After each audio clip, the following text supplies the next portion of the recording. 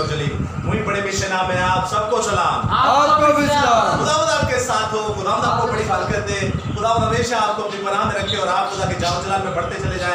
खुदावंद की तमाम नेमतें, बरकतें, फजीलतें हासिल करने वाले हो दोस्तों। खुदावंद हमेशा आपको अपने जाम जलाल के लिए इस्तेमाल करता रहे और आप खुदावंद में हमेशा खुदावंद के जोरे बाजू से पाक रूह कुदुस के वसीला से आगे बढ़ते जाए और खुदावंद की तमाम नेमतें और बरकतें और फजीलतें हासिल करने वाले हो दोस्तों। नेमतों की बात हो रही है तो आप जानते हैं हमारा टॉपिक जो चल रहा है वो है गैर जुबान, और गैर जुबान पे आज चौथा पार्ट है, चौथा एपिसोड है, चौथा हिस्सा है इस कलाम अक़दस का, कलाम खुदाबंदी का, कलाम खुदा का। तो दोस्तों आइए इस सिलसिला को शुरू करते करते हम फिर कुछ मरकजी आयात को पढ़ते हैं, क्योंकि ये हमारी लाइफ का, मेरी लाइफ का सबसे पहला ऐसा सब्जेक्ट था, ऐसा पहला टॉपिक था जो कि ना हमने एक स्पेसिफिक आयत मुक़द्दसा को, मरकजी आयात को लिया, बल्कि ये ऐसा एक मजमुआ है आयतों का, ऐसे हिस्से चल रहे हैं कि खुदावंद बहुतेरी आयतें दिए जा रहा है, बहुतेरी मरकजी आयात को हमारे सामने ला रहा है। तो इसलिए हम वक्फा से चौथे पार्ट में भी आज कुछ अलग सी आयात पढ़ेंगे। तो हमेशा की तरह पहली आयत मुक़द्दसा तनाख़ में से होगी, यानी कि खुदावंद यीशु मसीहा का पहला ऐतनामा, और उसमें हम पढ़ेंगे इज़ीकियल की किताब 13वां बाब, उसकी 17वीं से 21वीं आयत। मुक़द्दस इज़ीकियल की मुआरफत लिखा गया सहीफा, उसका 13वां बाब और उसकी 17वीं से 17वीं से 17 वर्ड से 21 आयत, 21st वर्ड। तो दोस्तों याद रखिएगा, ये कुछ मजमून इस टाइप का है कि जो हमारी बहनें गलत तालीम को पेश करती हैं, जो हमारी फीमेल्स गलत तालीम को पेश करती हैं, जो हमारी बहनें ऐसी बिद्दात में शामिल होकर ऐसी तालीम को प्रमोट करती हैं जो बाइबल की नहीं है, जो कि हम सीख रहे हैं गैर जुबान पर। तो हम उसी पर बात करेंगे जो ऐसी गैर जुबान बोलते हैं जिनका बाइबल से कोई लेना देना नहीं। उन नबियों के लिए, नबियाओं के लिए, फीमेल प्रॉफिट्स के लिए, फीमेल पास्टर्स के लिए, फीमेल खादमीन के लिए खुदावंद क्या फरमाता है, आप मेरे साथ रहिएगा और सुनिएगा कलाम खुदाबंदी में से। मैं एक बार फिर से हवाला कोट कर लेता हूँ आपकी रहनुमाई के लिए, मुक़द्दस इज़ीकियल का सहीफा, उसका 13वां बाब और 17वीं से 21वीं आयत तक। तो सुनिएगा गौर से दोस्तों, खुदा क्या कहता है ऐसी औरतों के बारे में, ऐसी खादमीन के बारे में। ऐ आदमज़ाद, तू अपनी कौम की बेटियों की तरफ जो अपने दिल से बात बनाकर नबूवत करती हैं, मतवज्जा होकर उनके खिलाफ नबूवत कर और कह, खुदावंद खुदा यूं फरमाता है कि अफसोस तुम पर। आज पढ़ते पढ़ते खुदा ने एक कलाम दिया, वो ये है कि जो कहते हैं कि खुदा हमसे बात करता है, हमसे डायरेक्ट बात करता है गैर जुबान में। मेरा एक सवाल है उनसे, क्या उन्होंने इस खुदा को कभी पूरा पढ़ा भी नहीं? इस खुदा में क्या क्या बुनियादी चीज़ें उनको पता है? पैदाइश से लेकर मुकाशफा तक कभी इसको पढ़ा? तो जब नहीं पढ़ा तो खुदा आपसे बातें कैसे करता है? तो हम कहाँ चले जाए फिर? जिन्होंने इसको पढ़ के रटे लगा कर, नौकरियां छोड़कर, अपने ऊपर कर्जे चढ़ाकर 2 साल में 5-5 बार पढ़ा है, वो कहाँ जाएंगे फिर? तो ये कलाम खुदा में से दोबारा हम पढ़ेंगे 17वीं आयत से 21वीं आयत तक दोस्तों, दोबारा से मैं पढ़ूंगा। और ऐ आदमज़ाद, तू अपनी कौम की बेटियों की तरफ जो अपने दिल से बात बनाकर नबूवत करती हैं, मतवज्जा होकर उनके खिलाफ नबूवत कर और क्या है, खुदा यूं फरमाता है कि अफसोस तुम पर जो अपने कहीनों के नीचे की गद्दी सीती हो और हर एक कद के मुवाफिक सर के लिए बुर्का बनाती हो कि जानों को शिकार करो। क्या तुम मेरे लोगों की जानों का शिकार करोगी और अपनी जानों को बचाओगी? 19वें आयत में लिखा है, और तुमने मुट्ठी भर जौ के लिए और रोटी के टुकड़ों के लिए मुझे मेरे लोगों में नापाक ठहराया, ताकि तुम उन जानों को मार डालो और मरने के लायक नहीं, और उनको जिंदा रखो जो जिंदा रहने के लायक नहीं। दोस्तों आगे लिखा है, क्योंकि तुम मेरे लोगों से झूठ सुनते हैं, तुम मेरे लोगों से झूठ सुनते हैं, झूठ बोलती हो। बस खुदा यूं फरमाता है कि देखो, मैं तुम्हारी गद्दियों का दुश्मन हूँ, जिनसे तुम जानों को परिंदों की माने शिकार करती हो, और मैं उनको तुम्हारी कहीनियों के नीचे से फाड़ डालूंगा, और उन जानों को जिनको तुम परिंदों की मानित शिकार करती हो, आजाद कर दूंगा, और मैं तुम्हारे बुर्कों को भी फाड़ूंगा,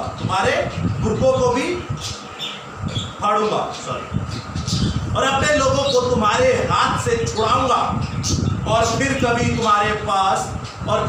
तुम्हारा बस ना चलेगा कि उनका शिकार करो, और तुम जानोगी कि मैं खुदा हूं। दोस्तों, इस कलाम खुदा में नई अहदनामे के आयत को भी हम पढ़ेंगे, लेकिन इनमें बहुत खूबसूरत चीज़ें हैं। कुछ ऐसी बाबत कहा गया है कि आप जानते हैं कि जब आप किसी के पास जाते हैं, मिसाल के तौर पर किसी बाबाओं के पास, तो वो बड़ी एक ऐसी मुनफरिद जगह पर बैठे होते हैं। उस जगह को देख के ही एक अलग सी फीलिंग होती है। आप बड़े बड़े अनाश्रम्स को देख लें, बड़े सजाए होते हैं, या किसी ब्लैक मैजिक स्ट्रॉन्ग बंदे के पास जाएं तो बड़ी खौफनाक जगह होती है। उन्होंने जगह ऐसी बनाई होती है जो बड़ी अट्रैक्टिव होती है। एक ही बंदा समझता है कि हाँ ये कुछ है। तो यहाँ पर वो गद्दी सीती हैं। उस वक्त के ज़माना में वो कुछ जौ के लिए, कुछ पैसों के लिए, जौ के लिए और कुछ रोटी के टुकड़ों के लिए, यानी कि आजकल कुछ पैसों के लिए गलत तालीम देते हैं, गलत नबूवत करते हैं, गलत डिनोमिनेशंस कलीसियाएं बनाते हैं। उस वक्त के बारे में भी लिखा है कि वो जो मरने चाहिए उनको जिंदा रखते हैं, मगर जो जिंदा रहने के लायक है उन्हें क्या कर देती है? मार देती हैं। और दोस्तों, खुदावंद ने कहता है मैं तुम्हारी गद्दियों को भी फाड़ दूंगा और तुम्हारे पुरखों को भी फाड़ दूंगा। खुदावंद ने मस्मार कर देगा, बर्बाद कर देगा जो खुदा के कलाम को बर्बाद करने की कोशिश करते हैं, जो खुदा के कलाम में बढ़ाते और घटाते हैं, जो खुदा के कलाम को बेइज्जत करने की कोशिश करते हैं। तो दोस्तों, दूसरी आयत मुक़द्दसा हमेशा की तरह नए अहदनामा में से पहला कुरिन्थियों उसका 11वां बाब और उसकी 17 से 19 आयत तक और से पढ़िएगा। दोस्तों, कलाम खुदा में क्या लिखा है और से सुनिएगा। यहाँ पर यह लिखा है, लेकिन ये हुक्म जो तुमको देता हूँ इसमें तुम्हारी तारीफ नहीं करता, इसलिए कि तुम्हारे जमा होने से फायदा नहीं बल्कि नुकसान होता है। क्योंकि अव्वल तो मैं ये सुनता हूँ कि जिस वक्त तुम्हारी कलीसिया जमा होती है तो तुम में तफरीके होते हैं, आप में तफरीके पाए जाते हैं। खुदा के कलाम को आप एक्सेप्ट नहीं करते, खुदा के मुंह के दो धारी कलाम को, खुदा को आप एक्सेप्ट नहीं करते। और आगे लिखा है, और मैं इसका इसी कदर यकीन भी करता हूँ क्योंकि तुम में बिदतों का भी होना जरूर है, ताकि जाहिर हो जाए कि तुम में मकबूल कौन से हैं। याद रखिएगा दोस्तों, जिस कलीसिया में बिदत हो जाए, बिदत पाई जाती, बिदत का मतलब एक खुदा के कलाम में से निकाल कर कुछ इंसानी तालीम को डाल देना। जैसे हम गैर जुबान पर बात कर रहे हैं तो हमें खुदा की गैर जुबान से गुमराह किया गया और इंसानी गैर जुबान को आगे पेश किया गया। इसको बिदत कहते हैं, यानी कि कुछ बढ़ाना और कुछ घटाना डिवाइन गॉस्पेल में से, डिवाइन कलाम में से, अलूहियत के भरे हुए खुदा के कलाम में से। तो दोस्तों, फिर के वक्त बिदतों के बारे में मुक़द्दस पौलुस रसूल फरमाते हैं। और आयत मुक़द्दसा जो हम लास्ट वाली पढ़ेंगे, मुकाशिफा की किताब, उसका 22वां बाब और उसकी 15वीं आयत। यहाँ पर कुछ यूं मजमून है दोस्तों, मगर कुत्ते और जादूगर और हरामकार और खूनी और बुत परस्त और झूठी बात का हर एक पसंद करने वाला और बढ़ने वाला बाहर रहेगा। कलाम खुदा का पढ़ा, सुना, समझा और कबूल किया जाना हम सबों के लिए बाइस बरकत का सबब हो। खुदा का शुक्र हो, आमीन। दोस्तों, आपने कलाम खुदा को सुना। तीसरी आयत मुक़द्दसा में खुदा फरमाता है कि हर एक झूठी बात का करने वाला, हर एक झूठी बात का करने वाला और उस पर खुश, यानी कि उस पर लब्बैक कहने वाला, उसको हाँ में हाँ कहने वाला, दोनों खुदा की बादशाही से क्या रहेंगे? बाहर रहेंगे। उनका खुदा की बादशाही में कोई काम नहीं। झूठी बात वो है जो बाइबल से बाहर है, और उस पर यकीन करने वाला भी झूठा। और यूहन्ना 8:44 में लिखा है, इब्लीस झूठा बल्कि झूठों का बाप है। अब जिसका बाप इब्लीस है, खुदा कहता है तुम जन्नतुल फिरदौस से क्या बाहर रहोगे। और जिसका बाप यहोवा खुदा है, खुदा उसे फरमाता है कि तुम अंदर रहोगे, यानी कि मेरे पास रहोगे, खुदा के पास रहोगे। आप असली बागे अदन में रहेंगे, खुदा की फिरदौस में रहेंगे, खुदा के साथ रहेंगे। तो दोस्तों, यहां तक मेरे ख्याल से आप लोगों को क्लियर हो चुका है तो आइए हम बढ़ते हैं आगे अपने टॉपिक की तरफ। टू द पॉइंट बात करते हुए हमने बिद्दात के बारे में सीखा, अलग अलग डिनोमिनेशन और जो अलग अलग बातें करते हैं गैर जुबान वाले। उनमें से एक पॉइंट जो रह गया था वो ये था कि गैर जुबान बोलने से शैतान इब्लीस भाग जाता है। गैर जुबान बोलने से शैतान इब्लीस भाग जाता है। हम ऑलरेडी 5 पॉइंट डिस्कस कर चुके थे। तो दोस्तों ये छठा पॉइंट जो था, इस पर ये जवाब बनता है कि क्या अगर गैर जुबान बोलने से शैतान इब्लीस भाग जाता है तो फिर यीशु का नाम कहां है? तो बाइबल मुकद्दस में लिखा है कि शैतान इब्लीस जो बदरूहे हैं वो यीशु के नाम से जाएंगे। ये कलाम तो बिल्कुल खुदा के मुकाबल हो गया। ये तो हम खुदा के मुखालिफ हो गए। ये तो हम खुदा के सामने खड़े हो गए। भाई तूने कहा गुनाह ना कर ले, हम करते हैं, तेरे ही कलाम का गुनाह करेंगे। तूने कहा मेरे नाम में निकलनी चाहिए, हम तेरे नाम को, तेरी रूह को पीछे करेंगे, बल्कि हम कोई और तालीम लाकर उसमें डाल देंगे। बाइबल में नहीं लिखा कि इस खुशखबरी के अलावा कोई और तुम्हें तालीम दे, चाहे वो आसमानी फरिश्ता क्यों ना हो, वो चाहे कोई भी क्यों ना हो, वो क्या है? मलाउन है।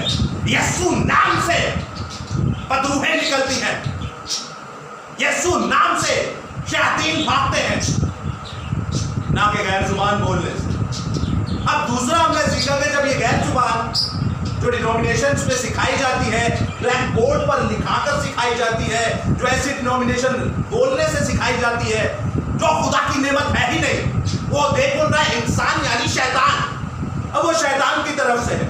अब आप मुझे बताएं, एक शैतानी गैर जुबान लेकर शैतान को निकालने जा रहा है। बाइबल में तो लिखा है शैतान अपनी हुकूमत तो उठा ही नहीं सकता। शैतान कैसे अपनी हुकूमत को बर्बाद करेगा? भाई अंधा अंधे को राय नहीं दिखा सकता, शैतान कैसे दूसरे शैतान को निकाल सकता है? शैतान कैसे दूसरे शैतान को निकाल सकता है? और दूसरी तरफ हमने सीखा कि यीशु नाम के अलावा कोई बदरूह नहीं निकल सकती। सिर्फ यीशु नाम ही बदरूहों को निकालने के लिए काम में लाया जाता है। तो दोस्तों आइए, हमने एक सवाल पूछा था जो लम्हा वाला हम पूछते रहे, 3 पार्ट में पूछ चुके, लेकिन सवाल हमारे ही डिनोमिनेशन के बंदे ने किया और बहुत ही खूबसूरत सवाल, ऑथेंटिक, बहुत ही पावरफुल। तो दोस्तों सुनिएगा, सवाल ये था कि क्या गैर जुबान में दुआ करनी चाहिए या बात करनी चाहिए? लेकिन दोस्तों सुनिएगा, बिल्कुल सही क्वेश्चन था और उसका जवाब भी बिल्कुल सही था। इस आयत को कोट किया जाता है 1 कुरिन्थियों उसका 14वां बाब, 1 कुरिन्थियों उसका 14वां बाब, उसकी 13वीं से 15वीं आयत। सुनिएगा सर, डैनियल भाई आपने सुनना है तो सुनिएगा। 1 कुरिन्थियों उसका 14वां बाब, उसकी 13वीं से 15वीं आयत। अब यहां पर कुछ यूं लिखा है, मैं आपके सामने पहले इस बात को पढ़ता हूं। इस सबब से जो बेगाना जुबान में बातें करता है वो दुआ करे। वो क्या करे? दुआ करे कि तर्जुमा भी कर सके, तर्जुमा भी कर सके। आगे लिखा है 4वें पे, इसलिए कि अगर मैं किसी बेगाना जुबान में दुआ करूं तो मेरी मेरी रूह तो दुआ करती है मगर मेरी अकल क्या है? बेकार है। 15वीं आयत में लिखा है, बस क्या करना चाहिए? मैं रूह से भी दुआ करूं और अकल से भी दुआ करूं, मैं रूह से भी गाऊं और अकल से भी गाऊं। चलिए, जो गैर जुबान में बातें करते हैं, खुदा कह रहा है उसकी रूह बात करती है। क्या बात करती है? उसकी रूह बात करती है, लेकिन उसकी अकल काम नहीं करती। इसका क्या मतलब है? ये दोनों चीजें कैसे काम करें? या ये सही है या गलत है?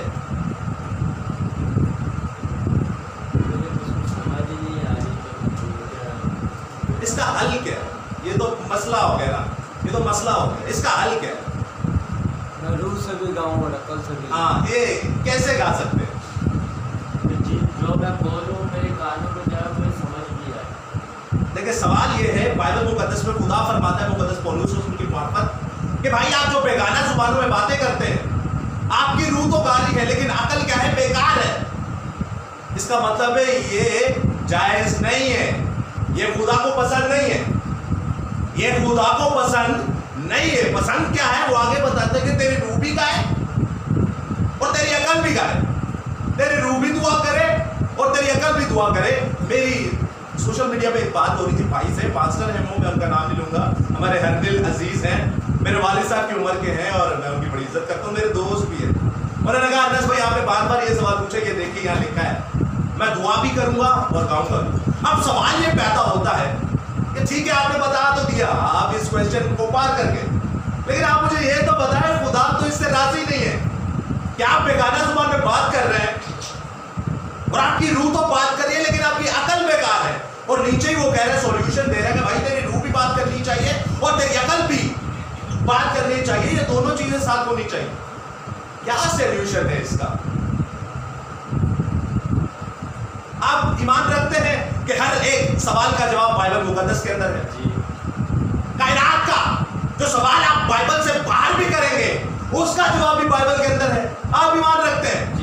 कायनात का सबसे बड़ा स्कॉलर बाइबल, कायनात का सबसे बड़ा प्रोफेसर बाइबल, कायनात का सबसे बड़ा उस्ताद बाइबल, कायनात का सबसे बड़ा मुअल्लिम बाइबल, बड़े बड़े प्रोफेसर, बड़े बड़े हिकमत वाले, बड़े बड़े उस्ताद, बड़े बड़े टीचर, बड़े बड़े पास्टर, बड़े बड़े डीकन, बड़े बड़े पोप, बड़े बड़े फादर, बड़े बड़े इवेंजलिस्ट, बड़े बड़े बिशप, सबको इसकी जरूरत है, इसे किसी की जरूरत नहीं। खुदा अपनी बात को अपने बंदों पर आश्कार करता है और वो आगे सुनाते हैं। मैंने आपके सामने आयत पढ़ी, चले मैं आपको हिंट देता हूं, जवाब इसी के अंदर है, इन्हीं 3 आयतों के अंदर है। सुनिएगा गौर से। सवाल ये था कि भाई अकल भी गाए और रूह भी गाए, अकल भी दुआ करे और रूह भी दुआ करे। मैं फिर से 14वीं 15वीं आयत को पढ़ दूं। यहाँ लिखा है इसलिए कि अगर मैं किसी बेगाना जुबान में दुआ करूं और मेरी रूह तो दुआ करती है। खुदा क्या कह रहा है? जब आप बेगाना जुबान में बातें करते हैं तो आपकी रूह दुआ कर रही है, और आगे लिखा है मगर मेरी अकल, बुद्धि, दिमाग काम ही नहीं कर रहा, बेकार, बेअकल, बेकार हो चुके हैं आप। क्या है? बेकार है। और आगे लिखा है 15वीं आयत में बस क्या करना चाहिए? वो आप ही से पूछ रहे हैं सवाल, आगे क्वेश्चन मार्क लिखा है, अब बताओ फिर करना क्या है? उसे पता था जवाब किसी के पास नहीं, खुद ही फिर जवाब दे देता है, मैं रूह से भी रूह से भी दुआ करूंगा और अकल से भी दुआ करूंगा, रूह से भी गाऊंगा और अकल से भी गाऊंगा। जवाब भी उन्होंने दे दिया। अब फिर एक सवाल निकलता है कि भाई कैसे रूह से गाएगा, कैसे रूह से गाएगा, अकल से भी गाएगा, कैसे रूह से दुआ करेगा और अकल से भी दुआ करेगा? आपने पहली आयत गौर से सुनी नहीं। 13वीं आयत में क्या लिखा है? यहाँ पर सुनिएगा गौर से। 13वीं आयत में लिखा है जी, ये बात कुछ ऐसे है जैसे जमायत बैठी हुई है, बाहर से बंदा आगे, जैसे जमायत पूरी बैठी हुई है उर्दू बोलने वाली, और बाहर से बंदा आगे ना चाइनीज जुबान में बातें कर रहा है या कलाम कर रहा है। अभी वो बातें तो खुदा से कर रहा है, मगर जब उनको कोई ज़ुबान समझ नहीं आ रही चाइनीज ज़ुबान, तो उनके लिए वो ज़ुबान तो बेवकूफ़ी वाली होगी जब उसके साथ जो बात कर रहा है, उसकी अकल काम नहीं करेगी। इस जगह पे मैं अगर जितना भी बात करूँ, जितना भी कलाम करूँ, ये मेरी समझेंगे नहीं, तो फजूल है। वेरी गुड, बहुत ही अच्छा सवाल जवाब। लेकिन एक और सवाल निकलता है, अगर बंदा अकेला बैठा हुआ है, अकेला बैठा, सवाल अगर बंदा अकेला बैठा है तो अगर कोई ज़मीनी ज़ुबान में बात कर रहा है जो उसको समझ आ रही है तो फिर तो सही है, अगर जो समझ नहीं आ रही तो फिर उसकी अकल बेकार है। जबरदस्त। अब मैं इसको खोलकर समझाता हूँ कहना क्या चाह रहा है खुदा। 13वीं आयत में यही जवाब है इसका। वो कह रहे हैं कि इस सबब से जो बेगाना जुबानों में बातें करते हैं, जो बेगाना जुबानों में बातें करते हैं, वो दुआ करेंगे तर्जुमा भी कर सके। वो दुआ करके क्या कर सके?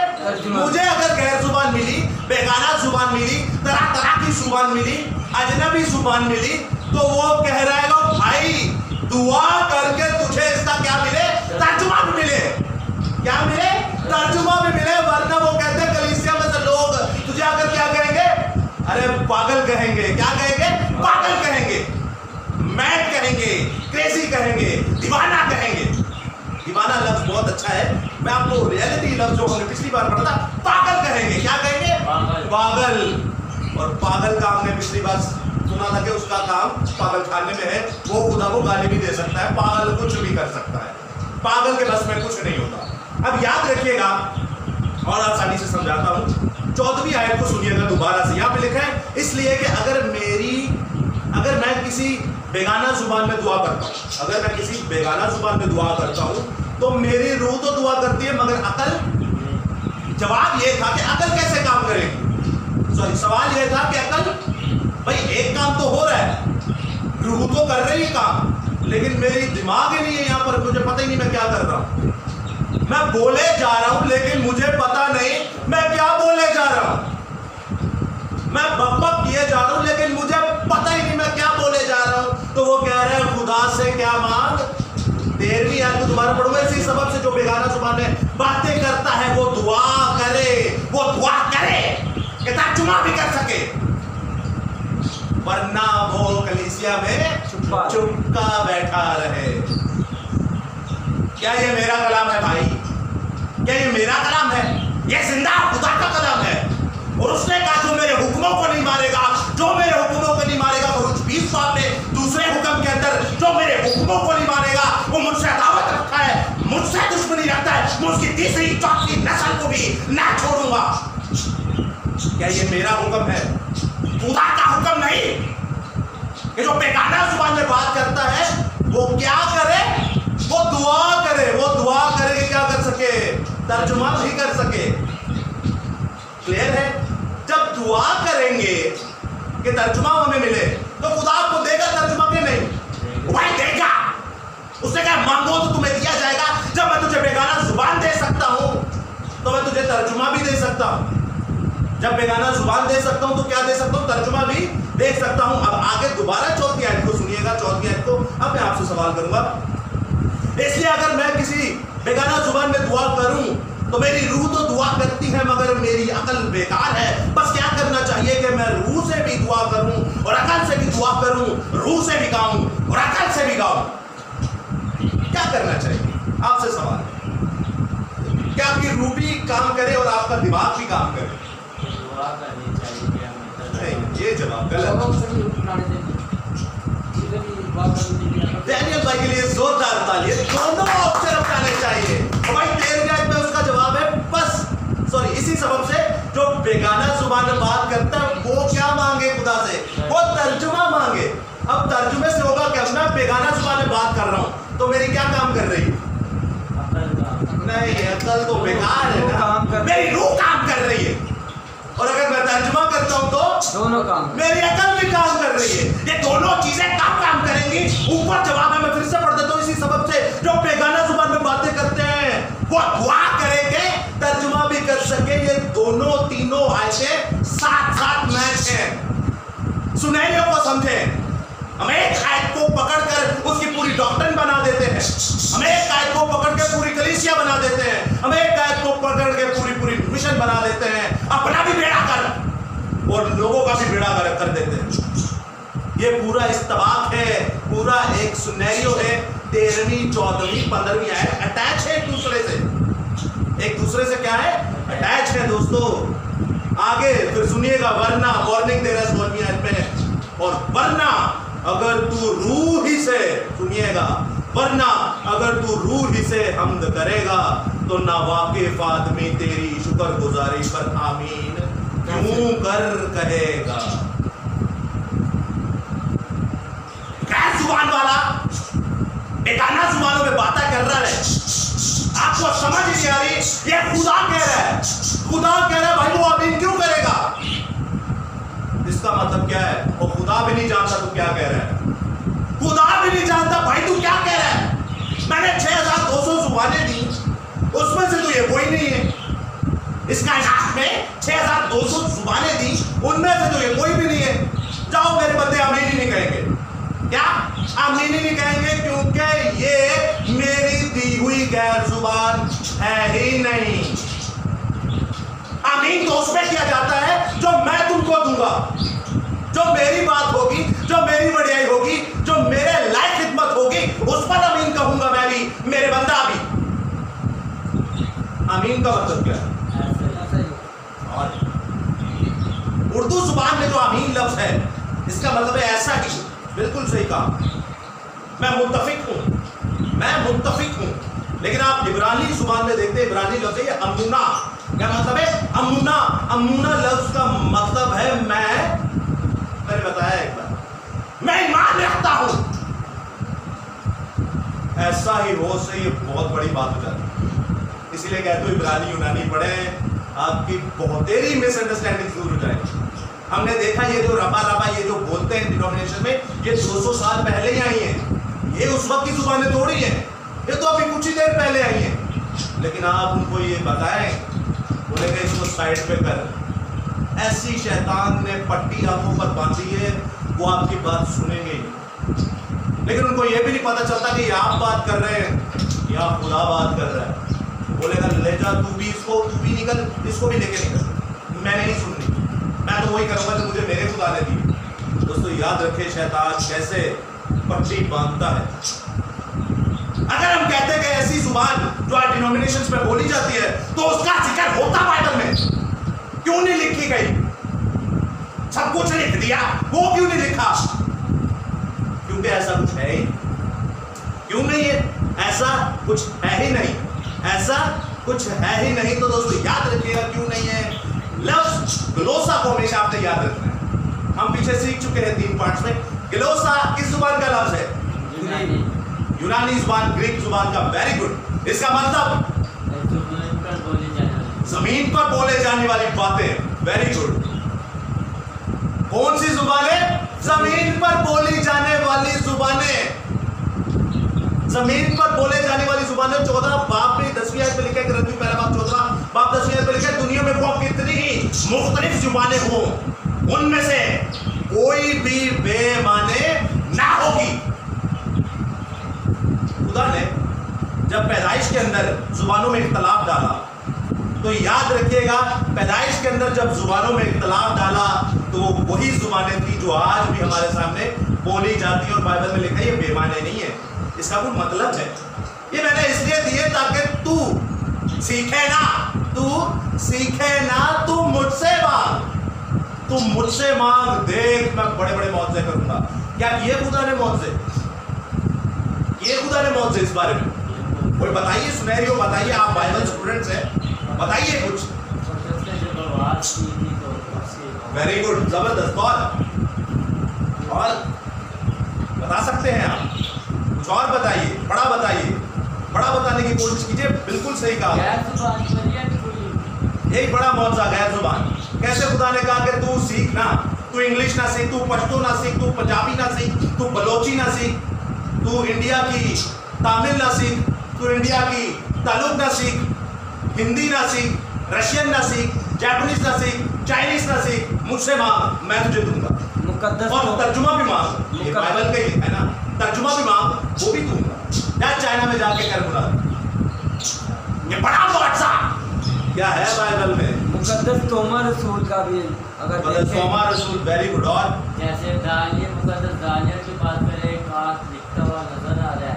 वेरी गुड, जबरदस्त। किसी को समझ नहीं समझ। जमीन की जुबान थी, ईरानी जुबान।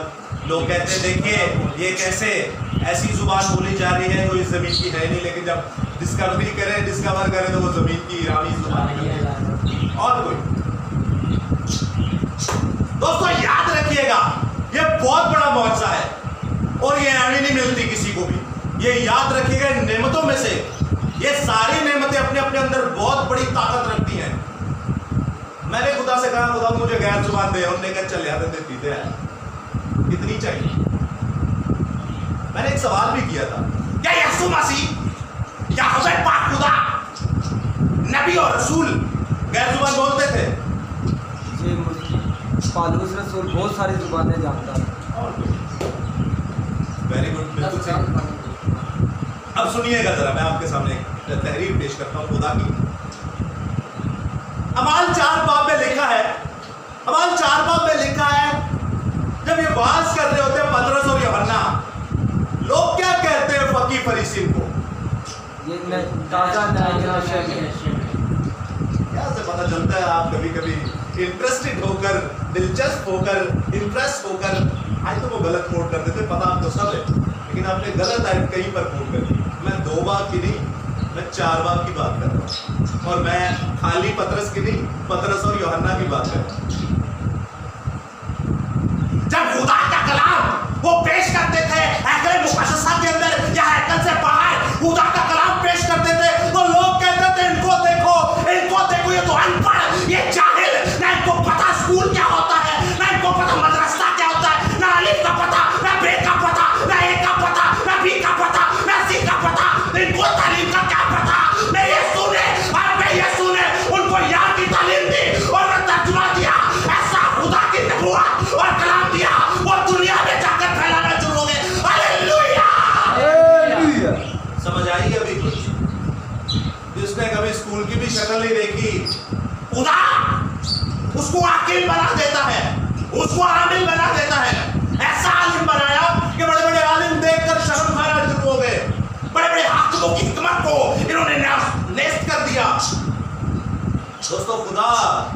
अनपढ़ों और जाहिलों को पकड़ता है, लेकिन उन्हें अनपढ़ और जाहिल रहने नहीं देता।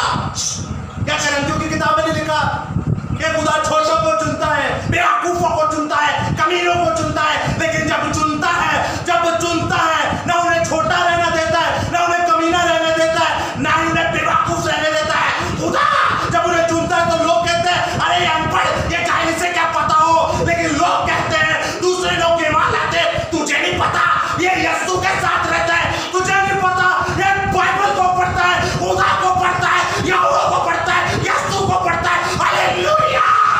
यीशु के एक बार जोरदार तालियां, ऐसे नहीं, जोरदार तालियां।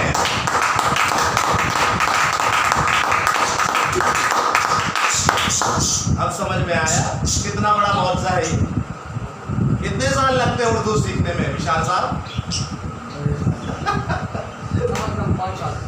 बहुत कम बताया आपने। मैं ऐसे बच्चों को जानता हूं जो इंटर करके बैठे, इंग्लिश आती है उर्दू नहीं आती। तो मजाक बात नहीं है ये। खुदा ने ये बड़ी नेमत रखी अपने बंदों के लिए, ये क्या छोटी नेमत है?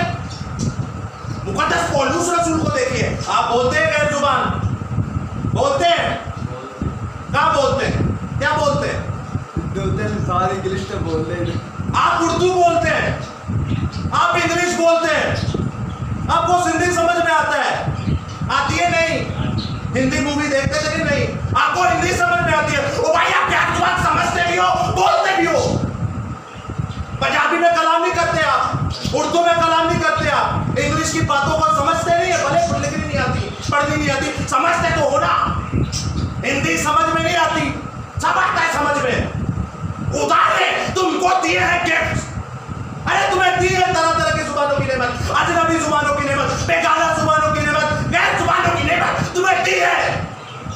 लेकिन हम बदबख्त लोग शुक्र अदा नहीं करते, हमें पता ही नहीं। अब मैं आपसे जुबान की बातों की बात क्यों कर रहा हूं? हम सीख चुके हैं गैर जुबान, तरह तरह की जुबानें, अजनबी जुबानें, तरह तरह की जुबानें, अजनबी जुबानें, गैर जुबान और बेगाना जुबानों का मतलब ही एक है, मतलब ही एक है। जब आप ओरिजिनल मतन पढ़ेंगे यूनानी जुबान में तो वहां लिखा है ग्लोसा। क्या लिखा है? ग्लोसा। इसको नहीं कभी भूलना, ये एक लफ्ज आपकी पूरी नस्ल को सीधा कर देगा, ये एक लफ्ज आपकी पूरी जिंदगी को सीधा कर देगा। ग्लोसा लफ्ज का मतलब है languages, the languages of nation, इसी जमीन की धरती की जुबानें। पौलुस रसूल क्या कहता है? मैं तुम सबसे ज्यादा जुबानें बोलता हूं। बोलता था कि नहीं? क्या उसने कभी ऐसी बोली जो आप मिशनों में सुनते जाके, ऐसी बोली जो बदरू निकालते हुए बोलते हैं? वो जो बोलता था हमें समझ में आती थी भाई। ये लिखी हुई है इसके अंदर, ये लिखी है कि नहीं? समझ में आती है कि नहीं? पूरी दुनिया में सबसे ज्यादा घूमने वाला बंदा पौलुस रसूल है। क्या उसको जुबानें नहीं आती होंगी? मुकद्दस तोमा रसूल, मुकद्दस तोमा रसूल जब यहाँ है बड़े सगीर पाको हिंद के अंदर, पहले बांग्लादेश भी था, इंडिया भी था, पाकिस्तान, 3 मुल्क थे। एक सोचे कितना बड़ा होगा। आज इंडिया कायनात के दूसरे नंबर पे, कभी पहले नंबर पे, कभी दूसरे नंबर पे आता जाता रहता है। तो सोचो उसके साथ पाकिस्तान होता, बांग्लादेश होता तो कितनी बड़ी सुपर पावर। सबसे ज्यादा इस धरती के ऊपर जुबानें बोले जाने वाली इंडिया के अंदर है। उस वक्त इंडिया भी था, पाकिस्तान में भी तो बहुत सारी बोली जाती है, पाकिस्तान भी था, बांग्लादेश भी था, तो कितनी जुबानें होंगी? मुकद्दस तोमा को खुदा ने इस्तेमाल किया कि जा वहां जाकर क्या कर, मुनादी कर। अरे तू तो स्कूल भी नहीं गया, लेकिन देख मैं तुझे ऐसा इस्तेमाल करूंगा कि स्कूल वाले तुझसे शर्म खाकर नीचे सर झुकाएंगे। ऐसी खुदा की कुदरत, ऐसी मोहब्बत। उन्होंने कहा हम फैलाएंगे। अच्छा क्यों आया था यार? उसे क्या तकलीफ थी भाई? क्या मसला था उसे? जिंदगी पाने के लिए आया था। और कुरान से उससे मोहब्बत बड़ी अच्छी थी, इसीलिए कुरान की मोहब्बत को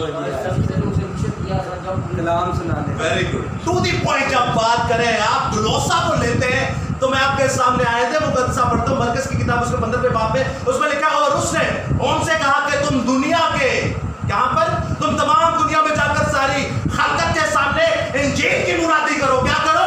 इंजील की मुनादी करो। जो ईमान लाए और बपतिस्मा ले और निजात पाएगा, जो ईमान ना लाए वो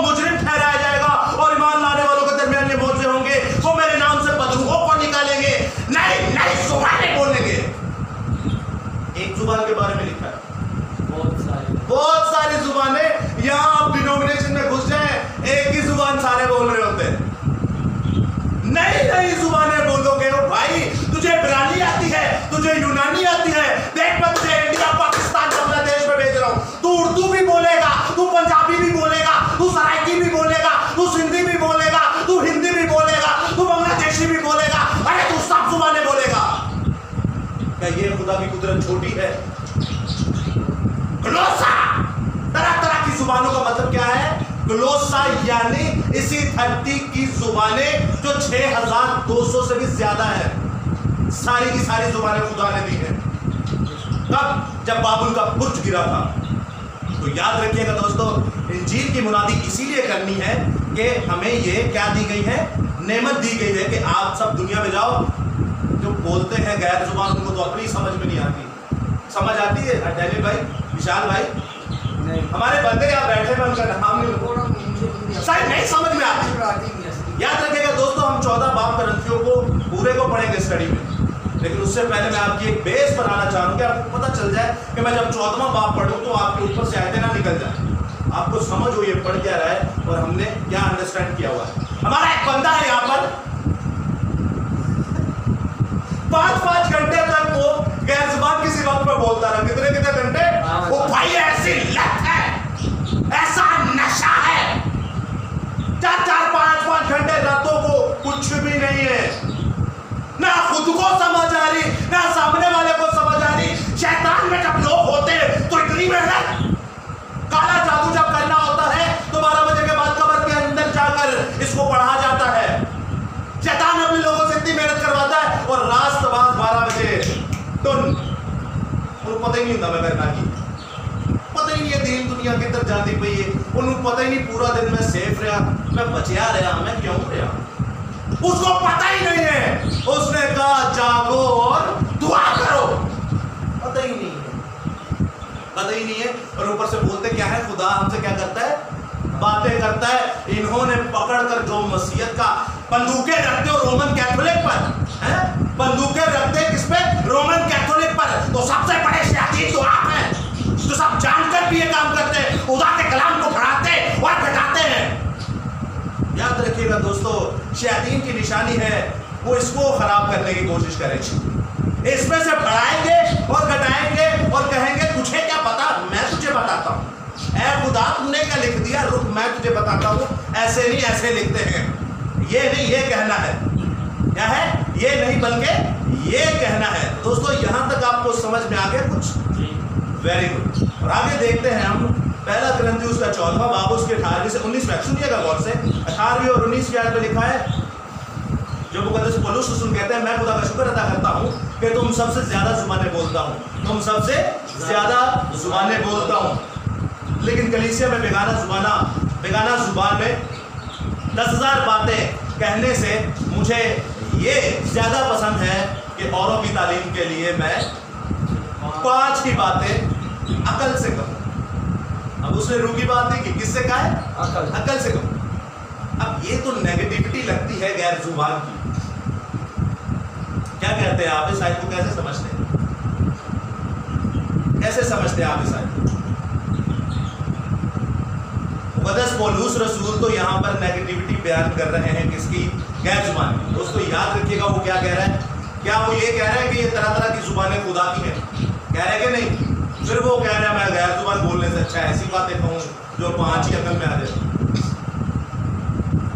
ये तो एक तरफ सपोर्ट कर रहा है और एक तरफ रिजेक्ट कर रहा है। क्या ख्याल है आपका, ये क्या कर क्या है? सही बता रहा है कि इतनी जुबानें मेरे को आती हैं, तो अगर मैं वो जुबानों में बातें करूं जो आपको समझ ना आए तो मेरी अकल तो फिर बेकार है। मैं वो जुबान में आपसे बात करूं जो आपको समझ आए तो फिर मेरी अकल। जबरदस्त। अब याद रखिएगा खुदावंद हमें ऊपर से अगर पढ़ते हैं, अब याद रखिएगा जो आयत आपको समझ में ना आए, आप उसको पूरे चैप्टर को पढ़ लें, पूरे बाब को पढ़ ले, आपको पता चल जाएगा ये आयत बोल क्या रही है। ऊपर से हम पढ़ते आ रहे वो साथ साथ बोलते किस आयत में आ गए? 17वीं आयत में, सॉरी 18वीं आयत में। और 18वीं आयत में कहता है मैं खुदा का शुक्र अदा करता हूँ कि तुम सबसे ज्यादा जुबानें बोलता हूँ। 19 आयत में लिखा, लेकिन कलीसिया में बेगाना जुबान से 10,000 बातें करने से अच्छा है। कह रहा है मैं इतनी जुबाना बोलना, मैं दुनिया सीख के आया ना, जो जो जुबाना बोला सारिया और तर्जुमा ना करा, वो सारिया जुबाना में बोला और तर्जुमा ना करा। देखिए लिखे और इन्हें चंगा है मैंने जी जबान आती मैं और गल्ला करके पंज ही अकल ना गल्ला करके अकल भी थोड़ी इस्तेमाल करा। इसीलिए थोड़ी क्या है आप यहाँ पे गैर जुबान में शुरू हो जाए, तर्जुमा ना करें, वो भाई मैं तो आपको पागल ही कहूँगा ना, या जाहिल कहूँगा, या दीवाना कह दूंगा। इसीलिए वो कहता है, आगे लिखा है कलीसिया में ऐसी हरकत मत करना, कलीसिया में ऐसी हरकत मत करना, वरना लोग तुम्हारे नाम से खुदा पर कुफर बकेंगे। खुदा पर क्या बकेंगे? कुफर बकेंगे। समझ रहे हैं आप बात को? ये कितनी सीरियस बात है। वो कह रहे हैं 10,000 जुबान में मैं बातें करता रहूं, उसका तर्जुमा ही ना करो तो इससे अच्छा है भाई मैं अकल से तर्जुमे वाली एक ही बात जुबान में बात कर लूं, और जिसमें से 5 बातें सिर्फ करूं। क्या करूं? सिर्फ 5 बातें। यहां तक समझ है आपको?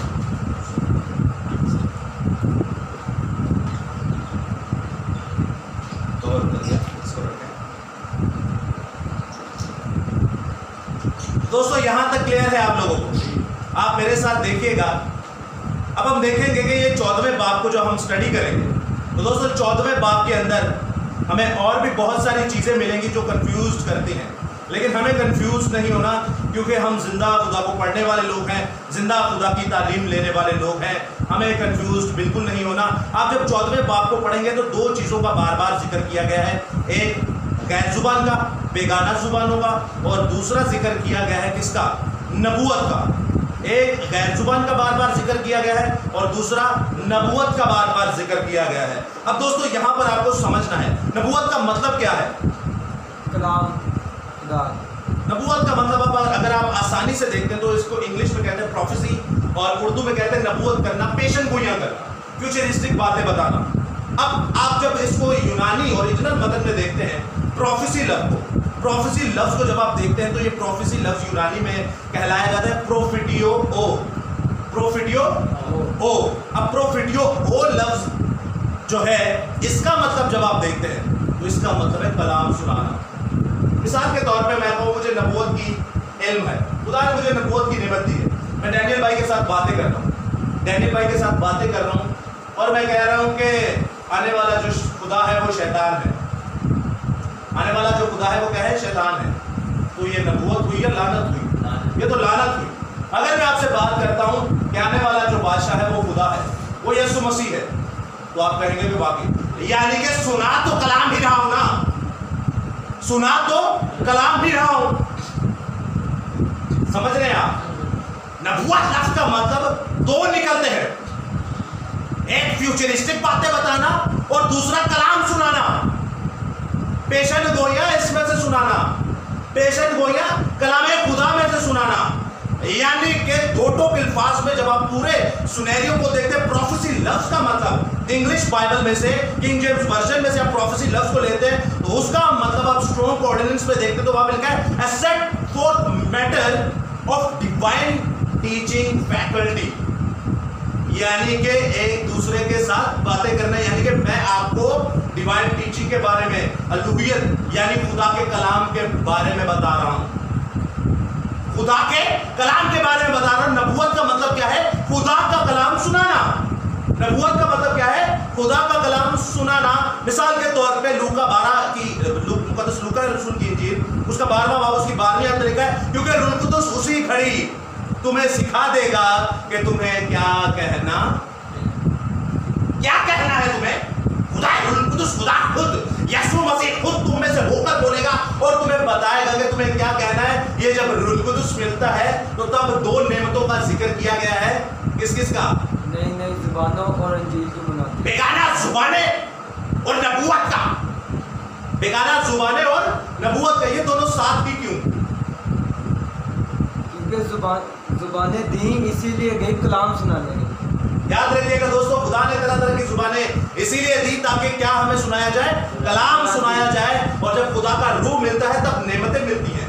खुदा का रूह जब मिलता है तब क्या है? नेमतें मिलती हैं। हम पढ़ चुके हैं बारहवें बाब में कि रूह तो एक ही है, खुदा भी एक है, खुदावंद एक ही है, लेकिन नेमतें तरह तरह की नेमतों में 2 नेमतों का 14वें बाब में जिक्र है जो कि नबूवत और गैर जुबान है। यानी गैर जुबान यानी इसी जमीन की मैं तुझे जुबानें दूंगा और तू जाके क्या करे? नबूवत करे, यानी इसी जमीन की जुबानों को समझकर सीख कर तू जाके कलाम की इंजील की मुनादी करे।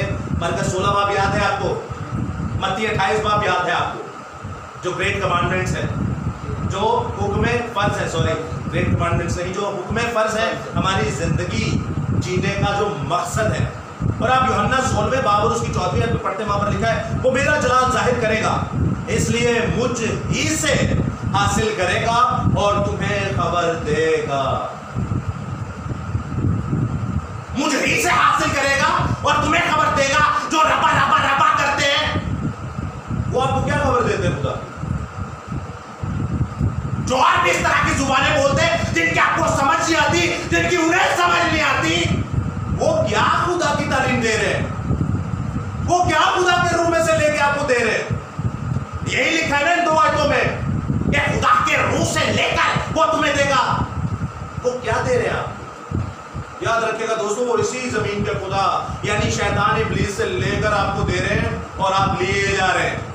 ना उनको समझ आ रही है ना आपको समझ आ रही है। वो खुदा को डायरेक्ट बेइज्जत कर रहे हैं। खुदा को क्या कर रहे हैं? डायरेक्ट बेइज्जत कर रहे हैं।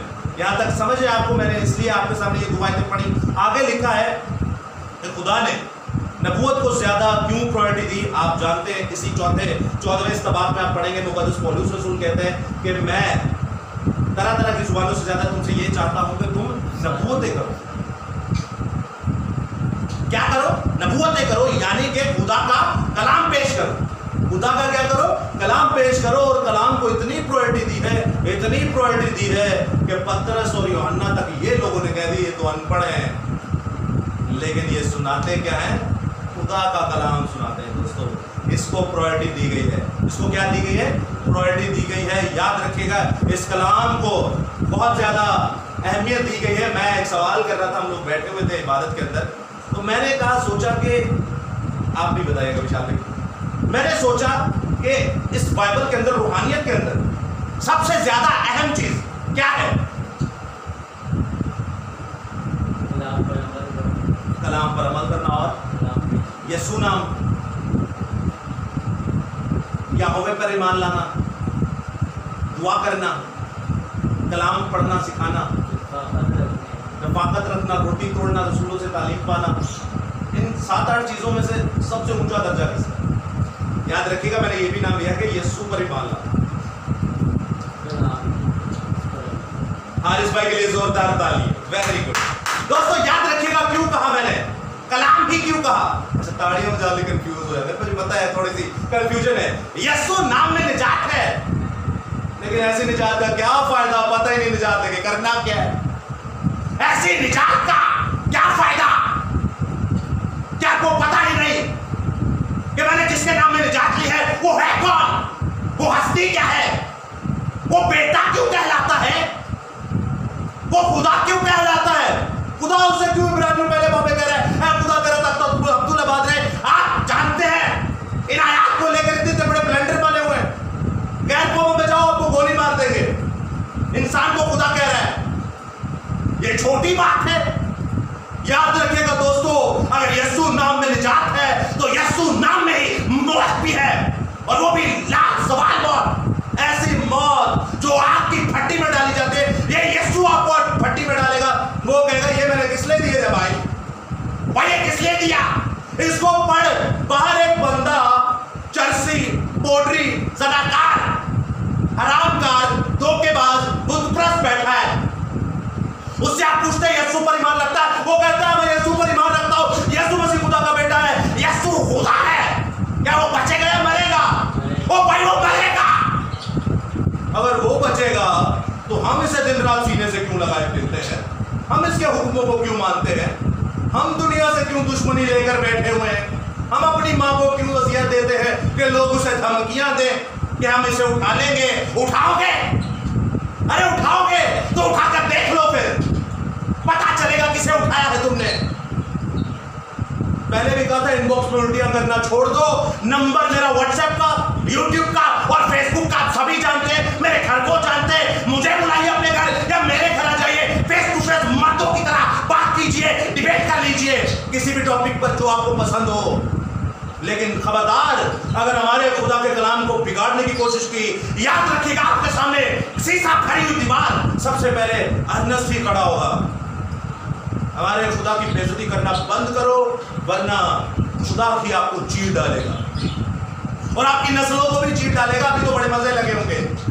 अभी तो बड़े मजे लगे होंगे, मस्त कलाम बर्बाद किया जा रहा है और पैसा ही पैसा, नशा ही नशा और पता नहीं किस चीज का गरूर और घमंड।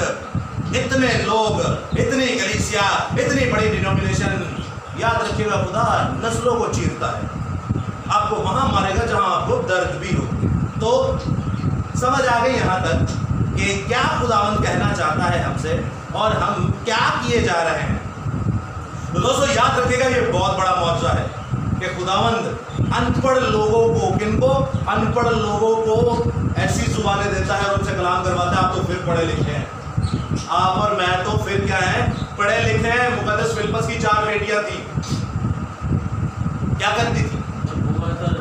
नबूवत करती थी, नबूवत करती थी, यानी खुदा का कलाम पेश करती थी। क्या करती थी? खुदा का कलाम पेश करती थी। इसलिए मैंने सबसे ज्यादा प्रायोरिटी से दी वो यीशु नाम में निजात तो है भाई। यीशु नाम के बाद इसको सीने से लगाइए, यीशु यही है, याहवे यही है, रूह कुदुस यही है, फजल यही है, शरीयत यही है, खुदा एलोहीम यही है। क्यों है? मैं आपके सामने और आयत मुकद्दस पढ़ देता हूँ। आप देखते हैं मुकद्दस पौलुस रसूल को अमाल की किताब उसका पहला बाब उसकी पहली आयत, मुकद्दस लूका तबीर इल्म तालीम को शुरू कहाँ से कर रहे हैं? अमाल की किताब आप देखते हैं कि हमारे चेलों के जो काम थे, चेलों के जो कर्तव्य थे, खुदा यीशु मसीह जो हमसे कहता है आप ये काम करो, सुनिएगा वो काम क्या था। पहले आयत, पहला बाब उसकी पहली आयत में लिखा है, थियोफिलुस मैंने ये रिसाला तुमको उन सब बातों के बयान के तसनीफ में, बातों के बयान में तसनीफ किया जो यीशु मसीह शुरू में करता और सिखाता रहा। इस कलाम को सिखाना ही सबसे बड़ी क्या है? प्रायोरिटी है, क्योंकि इसी से पता चलेगा यीशु बेटा कैसे है, यीशु खुदा कैसे है, यहोवा हमारा बाप कैसे है, आपका बाप कैसे है। गैर कौमें तो ये मानती नहीं है भाई, आपको गोली मार देंगी। तो इसको पढ़ेंगे, समझेंगे तो समझ में आएगी, वरना आपसे ज़्यादा ईमान मजबूत फिरवंचियों का है, पोडरियों का है, नशेबाजों का है, जनाकारों का है, सूदखोरों का है, हमसे बड़ा ईमान है। तालीम का पता होना चाहिए। बच्चों को 9 मैट्रिक की तालीम तो बड़े जोशो खरोश से दिलाते हो, तो इसकी तालीम कौन दिलाएगा? हो भाई, समझिएगा, सोचिएगा। ईमान की किताब उसका आखिरी बाब शुरू कहाँ से हुआ? चेलों के काम कलाम सीखने से। खत्म कहाँ पे हुआ चेलों का कलाम? आप देखते हैं ईमान की किताब उसका 28वां बाब उसकी 30 से 31 आयत पढ़ूंगा। और वो पूरे 2 बरस अपने किराए के घर में रहा। मुकद्दस पौलुस रसूल लैंडलॉर्ड आदमी था, ड्यूल नेशनैलिटी थी उनके पास, एक रोमी नेशनैलिटी और एक इब्रानी यहूदी नेशनैलिटी। पैसे वाला आदमी था। जब उन्हें मारते हैं तो वो कहता नहीं कि मैंने बड़ी कीमत देकर रोमी नेशनैलिटी हासिल की हुई है भाई। तो याद रखिएगा कि पैसे वाला आदमी इंजील के लिए क्या हो गया? किराए के घर में रह रहा है। कहाँ रह रहे हैं? किराए के घर में रह रहे हैं। 31 में लिखा है, और जो उसके पास आते थे उन सबसे मिलता रहा और कमाल दलेरी, बुज़दिली से नहीं, डरपोकी से नहीं। याद रखिएगा दोस्तों, जब आपके पास ये है और आप इसका प्रचार कर रहे हैं, ये है और आप इसका प्रचार कर रहे हैं और आपने इसको पढ़ा तक नहीं, आपसे बड़ा बुज़दिल इस दुनिया में कोई। और मुकाशफा में क्या लिखा है? सबसे पहले कौन जाएगा दोज़ख में? बुज़दिल जाएगा। आप प्रचार तो इसका कर रहे हैं, लेकिन आपने इसको पढ़ा ही नहीं, आपको पता ही नहीं इस पे क्या है। आपको डर लगा रहेगा, नीचे बैठा बंदा कोई सवाल कर ले तो मेरा होगा क्या भाई? तो पढ़िए ना इसको, पढ़िए। वो क्या कहता है कि कमाल दलेरी के साथ, क्या कमाल दलेरी के साथ और बगैर रोक टोक के, इससे ना मादा रोकना, ना प्योदा रोकना, ना भैन दा रोकना, ना बीवी दा रोकना, ना बच्चों दा रोकना, ना रिश्तेदार दा रोकना, ना एदा रोकना ते ना रोकना, किदा बगैर रोक टोक के खुदा की बादशाही की मुनादी क्या करता रहा? इंजील की मुनादी, खुदा की बादशाही की मुनादी करता और खुदा यीशु मसीह की बातें सिखाता रहा। स्टार्ट कहाँ से हुआ? खुदा की बातें सिखाने से। और एंड कहां पर हो रहा है? खुदा की बातें सिखाने से। आप जब जिंदा हैं तो खुदा की बातें सिखाइए, मरते मरते भी खुदा की बातें सिखाते चले जाए। यही है आपका गोल, यही है मेरा गोल, यही है आपकी जिंदगी का मकसद, यही है मेरी जिंदगी का मकसद। ना कि अपनी तालीमें देते जाओ, ना कि अपनी तालीमें देते जाओ। इसलिए नबूवत को, कलाम को खुदा सबसे ऊपर रखता है, क्योंकि कलाम खुद खुदा, खुद यीशु, खुद रूहुल कुदुस है। सारे शागिर्द आप देखते यही करते रहे। मत्ती रसूल की इंजील 28वें बाब में हम पढ़ चुके हैं कि खुदा ने कहा तमाम दुनिया में जाओ और उन्हें बाप और बेटे और रूह कुदूस के नाम से बपतिस्मा दो और उन्हें वो तालीम दो जो मैंने दी है, अपनी तालीम ही लेकर चले जाओ। वो तालीम दो जो मैंने दी है, अपनी तालीम लेकर ना जाओ। अब दोस्तों जिनको नबूवत समझ में नहीं आती कि ये खुदा का कलाम है, वो कहते हैं अनस भाई आप गलत कह रहे हैं, नबूवत खुदा का कलाम नहीं। नबूवत का मतलब है पेशन गोई। उन जाहिलों के लिए, मुझे पता है कुछ तकलीफ होगी लोगों को, उन जाहिलों नकम्मों के लिए मैं एक आयत पढ़ना चाहूंगा। मुकाशफा 22 में बाकी 6 आयत पढ़ते हैं। वहां लिखा है खुदा जो नबियों को रूहों का खुदा है। मैं आपके सामने पढ़ ही लेता हूँ, कुछ ऐसे स्कॉलर भी बैठे होते हैं। मुकाशफा की किताब उसका 22वां बाब उसकी 6 आयत में लिखा है, फिर उसने मुझसे कहा ऐ ये बातें सच और बरहक है। फिर उसने मुझसे कहा ये बातें सच और बरहक है, चुनाचा खुदावंद ने जो नबियों की रूहों का खुदा है, खुदावंद ने जो नबियों की रूहों का खुदा। अब मुझे आप बात बताएं, खिदमतें कितनी तरह की हैं? खिदमतें तरह तरह की हैं। कौन कौन सी? ये खिदमतें नहीं है। कौन कौन सी है खिदमत? चरवाहा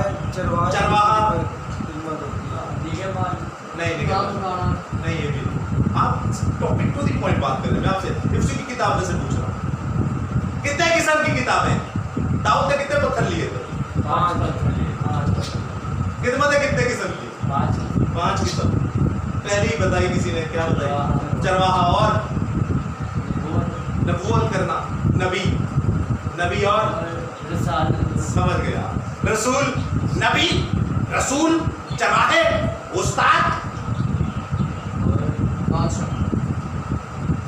5वीं खिदमत नबी, रसूल, चरवाहे, उस्ताद, पेश करना। जो आप सब है मुबशर। क्या है? मुबशर। समझ आ रही है आप लोगों का दिमाग कहाँ है? अब ये 5 खिदमतों से खुदा की खिदमत कौन सी वाली? खुदा किसे पसंद करता है?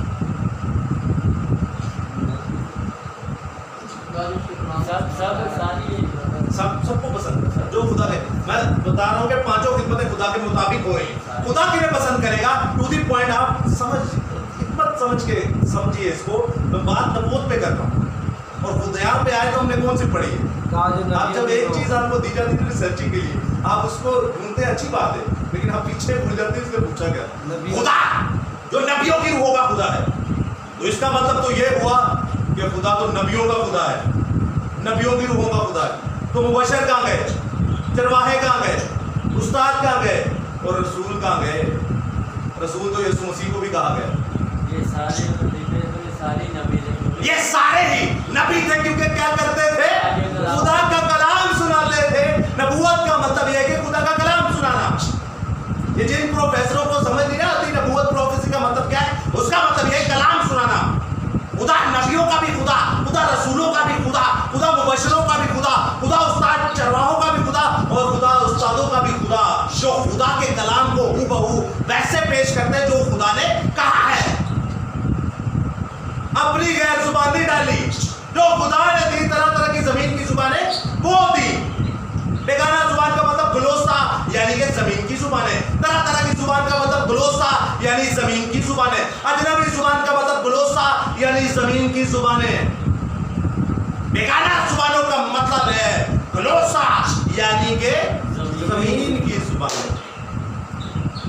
तो इसका मतलब है फिर जो हम सुनते रहे, जो 200 साल पहले हमें दी गई, मैं आपसे बात कर रहा हूं 2000 साल पुरानी, और हम आज सुन रहे हैं 200 साल पहले जो शैतानियत हमारे अंदर घुसी है। सोचिएगा कौन सी बात सच्ची है, और अगर नहीं तो हवाला निकाल के दिखाइएगा। तो याद रखिएगा दोस्तों, यहां पर आपको मैं आपसे फिर से कह रहा हूं, पहला ग्रंथियों 14 बाब हम पूरी स्टडी करेंगे, लेकिन उससे पहले आपकी बेस बननी चाहिए। यहां तक समझ में आ गई आपको कि नबूवत का मतलब है खुदा का कलाम सुनाना। नबूवत का क्या मतलब है दोस्तों? खुदा का कलाम सुनाना। और हम सीख रहे थे कि नबूवत और गैर जुबान को खुदा क्यों साथ साथ लेकर चला, इसकी वजह क्या है? तो दोस्तों अब सुनिएगा, इसकी वजह आप ही ने खूब बताया कि खुदा का कलाम पूरी दुनिया में फैलाने का मतलब, पूरी दुनिया का मतलब है पूरी दुनिया में बहुत सारी जुबानें हैं। तो आप जब सीखने जाएंगे ये तो कई साल लग जाएंगे। 10 साल में तो बंदा एक टेस्ट पास करता है, एक स्कूल को पास करता है, फिर दूसरा टेस्ट कॉलेज का आता है, तीसरा टेस्ट यूनिवर्सिटी का आता है। खुदा ने कहा ये मुझसे मांग, दिल से मुझे 5 मिनट से मांग, 5 मिनट मुझसे दिल से मांग, रूह और सच्चाई से मांग। खुदा आपको उस मुल्क में भी लेके जाएगा, खुदा आपको उस मुल्क की जुबान भी देगा, खुदा आपको उसी जुबान का तर्जुमा भी देगा। ये मेरी बात नहीं, ये लिखा हुआ है, तरह तरह की जुबानें और जुबानों का तर्जुमा। Very good. टोटल हम देखते हैं कुछ एग्जाम्पल्स कि क्या वाकई ये हुआ। आप देखते हैं मेरे साथ 3 मैं वाकया आपके साथ शेयर करूंगा। जो गैर जुबानों का बाइबल मुकद्दस में नए अहदनामे में जिक्र है, वो है पहला वाकया कब हुआ? नए अहदनामे की बात कहाँ जिक्र है? नए जुबानों के वैसे नए अहदनामे की बात यीशु मसीह ने बहुत जगह नई नई जुबानों का कहाँ? बहुत जगह यीशु मसीह ने तो कहीं नहीं किया। कहाँ? बहुत सारी जगह पे किया। आपने जैसे बड़ा मरकज 16 बार एक ही आयत में, चारों अनाजील के अंदर आप देख रहे हैं, एक ही जगह पर मरकज 16वें बाब के अंदर पहला वाक्य क्या है? मरकज 16वें बाब के अंदर। और आपको याद हो तो वो आयत में कहा क्या गया है कि सब खलकत में जाओ और इसकी मुनादी करो, इंजील की मुनादी। हमने देखना कि गैर जुबान और नबूवत को जो पहला करंथी 14वें बाब में जिक्र है, वरना आप कंफ्यूज हो जाएंगे। मैं आपके सामने 14वां बाब पढ़ दूंगा, कंफ्यूज हो जाएंगे। आपने सिर्फ ये सोचना है खुदा ने गैर जुबान और नबूवत को साथ क्यों रखा है? इसलिए रखा क्योंकि मरकज 16 बाब में क्या लिखा है? सब खलकत में जाओ, जुबानें सीखो। सब खलकत में जाओ, जुबानें मांगो और इंजील की मुनादी करो, नबूवत करो। क्या करो? नबूवत करो, इंजील की मुनादी करो। सब खलकत में जाओ, नई नई जुबानें बोलो। यही लिखा है, नई नई जुबानें बोलो और इंजील की मुनादी करो। दोनों साथ हैं या नहीं? Very good. फिर आप दूसरा वाक्य देखते हैं अमाल 10 बाब में। उससे पहले आप वाक्य देखते हैं अमाल 2 बाब में। अमाल 2 बाब में पेंतीकोस्त का वाक्य था। 2 बाब 11वीं आयत में लिखा है, मगर वो अपनी अपनी जुबान में उनसे खुदा के बड़े बड़े कामों का बयान सुनते। बोल क्या रहे थे? अपनी जुबान। गैर जुबान बोल रहे थे ना, गैर जुबान बोल रहे थे, लेकिन 16 लोगों को, 16 मुल्कों के हजारों लोगों को और पूरी उस बनी इस्राएल कौम में जो लाखों लोग थे, उन्हें अपनी अपनी जुबानें समझ में आती थी। समझ रहे हैं आप? एक तो जुबानें बाइबल में लिखा है ना, उनके ऊपर कौन सी तरह तरह की जुबानें, उनपे गैर जुबानें ठहर गई। और जैसे रूह ने उन्हें बोलना सिखाया, वो वैसे बोलना सीखते। मिसाल के तौर पे एक बंदा आता है, मैं बड़ा रूहानी हूँ, मैं बड़ा स्पिरिचुअल हूँ, देखिए मैं गैर जुबान बोलता हूँ, जमीनी गैर जुबान की बात करूँ, लेकिन बाइबल में क्या ये नहीं लिखा तुम उनके फलों से पहचान लोगे? भाई रूह की पहचान, रूह कुदुस की पहचान जो है वो फलों से होती है। तुम्हारे सामने आकर वो रब्बा रब्बा रब्बा बोलता है, घर में जाकर बड़े माँ बीवी को पीटता हो, गालियां देता हो, चोरी करता हो, झूठ बोलता हो, ये कौन सा खुदा है भाई? पुरपट पे आके आपको पाकीज़ा कर दिया, पुरपट पे आके आपको पाक कर दिया। नहीं तो दुआ करने जब बैठे तब आप पाक हो गए, तब आपसे खुदा बातें कर रहे हैं, तो बाकी जो 24 घंटे उसमें खुदा क्या करता है आपके साथ? झूठे को पकड़ना 2 मिनट का खेल है। झूठे को पकड़ना 2 मिनट का खेल है दोस्तों। याद रखिएगा, ऐसे भी ढोंगी आपके पास आएंगे या मेरे ख्याल से आ चुके हैं। तो दूसरा वाक्य हमने देखा अमाल 2 बाब में भी, वहां तरह तरह की जुबानें और साथ में नबूवत की गई, यानी खुदा का कलाम पेश किया गया। वो कहते हैं कि मगर वो अपनी अपनी जुबानों में उनसे खुदा के बड़े बड़े कामों का बयान सुनते। मैं तेरे बड़े कामों का चर्चा करूंगा, बड़े बड़े कामों जो करता शुक्र करो तुसी उससे। समझ आ रही है आपको? नबूवत कलाम और गैर जुबान साथ साथ, कलाम नबूवत गैर जुबान साथ साथ। उसके बाद आप देखते हैं अमाल 10 बाब उसकी 46 आयत में, ये हम प्रैक्टिकल भी कर चुके थे। यहाँ पर मुकद्दस पौलुस रसूल कैसे किनको मुकद्दस पतरस रसूल करनीलियस के पास जाते हैं। किसके पास जाते हैं? करनीलियस के पास जाते हैं। और करनीलियस पर जब खुदा का रूह नाजिल होता है तो क्या बोलना शुरू होता है? गैर जुबान बोलना शुरू हो जाता है। और बाइबल में आयत कुछ इस तरह लिखी है, क्योंकि उन्हें तरह तरह की जुबानें और खुदा की तमजीद करते सुना। नंबर 1 तरह तरह की जुबानें, और नंबर 2 खुदा की यानी नबूवत। तरह तरह की जुबानें और नबूवत, तरह तरह की जुबानें और नबूवत। समझ आ गई यहाँ पर? उसके बाद तीसरा इवेंट देखते हैं, 19 बाब 6 आयत में, जब पौलुस रसूल सैलास से बातें कर रहे थे तो आगे लिखा है, जब पौलुस ने उन पर हाथ रखे तो रूह कुदस उन पर नाजिल हुआ और वो तरह तरह की जुबानें बोलने लगे और नबूवत करने लगे। दोनों का जिक्र हो गया, तरह तरह की जुबानें और नबूवत, तरह तरह की जुबानें और नबूवत, तरह तरह की जुबानें और नबूवत। फिर आप चौथा वाक्य देखते हैं। चौथा भाग का पहला ग्रंथी उसके 12वें बाब के अंदर खुदा ने जहाँ नेमतें दी, तो वो कहता नहीं किसी को तरह तरह की नेमत और किसी को तरह तरह की नेमतों की जुबानों का तर्जुमा और किसी को नबूवत। समझ रहे हैं आप? यहाँ पर भी जिक्र है। 13वें बाब में आप पढ़ेंगे और फिर 14वें बाब की तो हम ऑलरेडी स्टडी करेंगे। ये टोटल 7 ऐसे स्क्रिप्चर हैं, 7 ऐसी तहरीरें हैं जो नए अहदनामा के अंदर जुबानों का इस्तेमाल हुआ। अब मैं आपसे एक सवाल पूछ रहा हूँ, जो मरकज की इंजील में खुदा ने तरह तरह की जुबानों का नाम लिया, खुदा ने तरह तरह की जुबानों का मरकज की इंजील में नाम लिया, वो तरह तरह की जुबानें कौन सी? ज़मीनी जुबानें। Very good. और उनका नाम क्या था? ग्लोसा। यूनानी जुबान में क्या नाम था? ग्लोसा। कोई वो तो नहीं जो आप सुनते हैं, वो नहीं, ठीक है, वेरी गुड। उसके बाद जब आप देखते हैं ईदे पेंतीकोस पर जब आप देखते हैं वहां नई नई जुबानों का, तरह तरह की जुबानें हमने मरकज में देखी, नई नई जुबानें ईदे पेंतीकोस में देखी, वहां पे लफ्ज क्या है? वहां पे भी लफ्ज क्या है? ग्लोसा। ग्लोसा का मतलब क्या है? यूनानी ओरिजिनल। मतलब आप समझिएगा, उर्दू में मिस्टेक हो सकती है, इंग्लिश में मिस्टेक हो सकती है, हिंदी में मिस्टेक हो सकती है, लेकिन ओरिजिनल मतन में कैसे मिस्टेक होगी? वो तो उनके पास है जो खुदा के बरगजीते हैं, वो तो उनके पास है जो खुदा के बरगजीते हैं। वो हमारी तरह नहीं है जो इसमें हेर फेर करे। समझ रहे हैं आप? खुदा अपने कलाम की हिफाजत करना जानता है, खुदा अपने कलाम की हिफाजत करना जानता है। आगे आप देखते हैं तीसरा इवेंट हमने देखा मुकद्दस पौलुस रसूल का पतरस का कर्नेलियस के साथ, जहां पर हमें जिक्र मिलता है कि अजनबी जुबानें या नई नई जुबानें या तरह तरह की जुबानें, वहां पर लफ्ज क्या इस्तेमाल हुआ?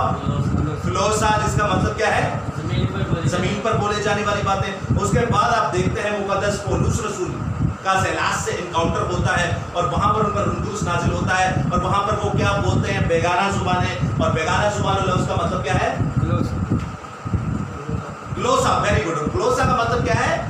जमीन पर बोले जाने वाली बातें, जिसका हमने 10वीं आयत में बाखूबी मतलब पढ़ा।